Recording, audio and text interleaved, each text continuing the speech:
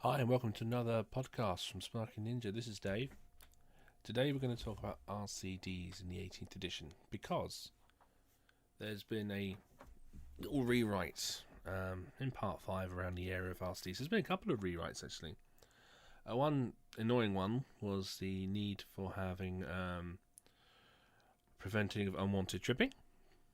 One of the recommendations is to have no more than 30% of the rated current of the RCD on the circuit. So hence, if we had a 30 milliamp RCD selected, we'd have to ensure that no more than 9 milliamps was to be selected on that circuit. Bear in mind, with socket outlet circuits, you can plug what the heck you want when the hell you want. From a design perspective, that sounds like an absolute pain in the ass. The other more interesting area is when they've introduced the types of RCD, and this has actually been quite important because for years now, you go to the wholesaler, you need a Type C MCB or a Type B, so you're familiar with that interpretation of a B type, a C type, a D type, and a rating. Quite often we just say RCD or we'd say RCBO, and it'd be like an off-the-shelf kind of solution, and that was often the AC RCD. And for all intents and purposes, that's not been too obvious a problem until recently. So the working principles of an AC RCD is obviously it works on AC.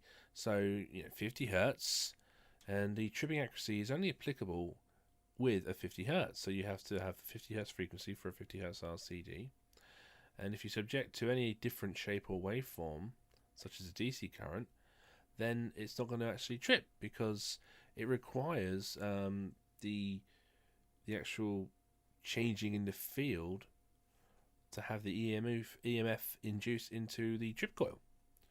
So, I don't want to go into Kirchhoff's law or anything like that with regards to induction and changing of current flow, but in simple principle, the electromagnetic field induced in the trip coil relies on the collapsing and generating of a field. So if you have an AC waveform where it's constantly rising and falling, you're having a change in electromagnetic field, so we're having that constant change. And then we get to the whole principle of AC. Now, if we pass a DC current through a coil that is relying on an AC current, so a changing of coil, for it to actually, magnetize the coil and then demagnetize for the RCD to recognize a change of state. If we put DC through, we're going to magnetize the core, but there'll be no generation of electromagnetic field in the trip core because it's only flowing in one route. So the magnetic core itself will be a term that is, what's the term called? Pre-biased by the DC component. So it's going to rely on one action only.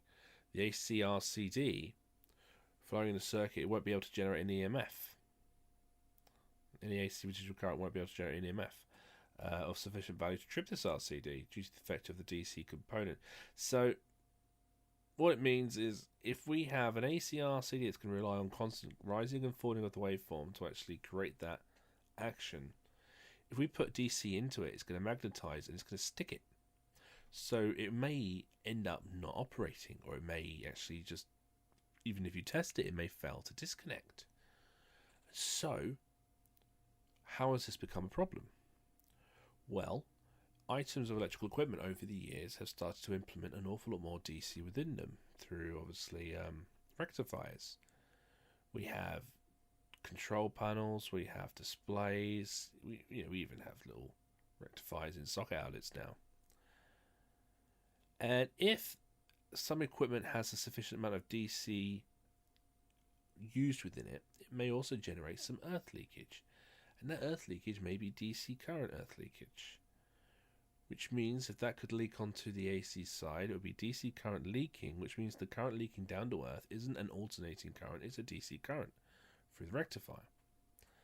This DC current on the earth going down to earth is going to result in a DC current creating a magnetizing of the core within an AC RCD, but there's going to be no collapsing of the field generating in the circuit because it's not an AC, it's a constant current, which is going to result in the RCD magnetizing but not demagnetizing to allow the actual operation of the device for the trip coil.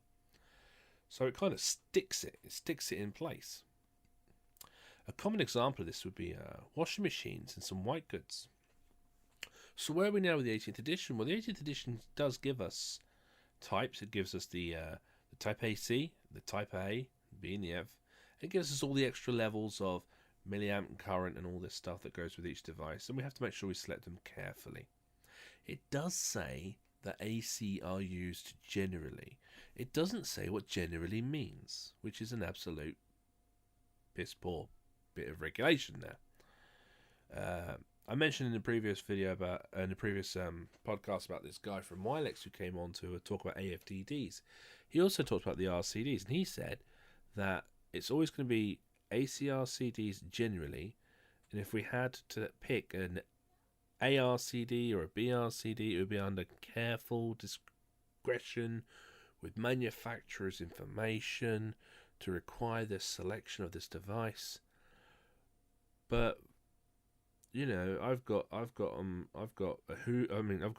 washing machine, a Siemens washing machine here, and I've got the manufacturers on my screen. It says you need to select a type RCD, one that incorporates AC and pulsating DC return. So I've seen Hager have done this with their split load boards, with their 18th edition split load boards that have an SPD. They've gone with A-type RCDs. So you're going to see A-type RCDs appearing more often. When you look at the symbol, if you're not sure how to decide one from the other, the symbol on the RCD, an AC RCD will have the rectangle with just the AC sine wave. The A will have the AC sine wave, and beneath it a pulsating DC. So it'll be like a dashed line with the odd bump, half of a wave. They'll be together. Alright. So this is like moving forward, types of RCDs. Now, we're not going to be able to get the information in every case, but if we start thinking about stocking up and storing A-type RCDs, that incorporates AC and, DC. So it's probably now, if we can find an affordable solution, probably the best RCD type to start storing. Alright guys, I think we'll leave it there because we could talk for a lot more about the different types of RCDs, but I think that's a bit too much really for a podcast. So look out for A-type RCDs. AC-type RCDs are going to become very, very they're still going to be useful, but in very limited areas, I think, moving forward. Alright, this is the end of the Spark Ninja podcast. I will see you in the next one. Goodbye for now.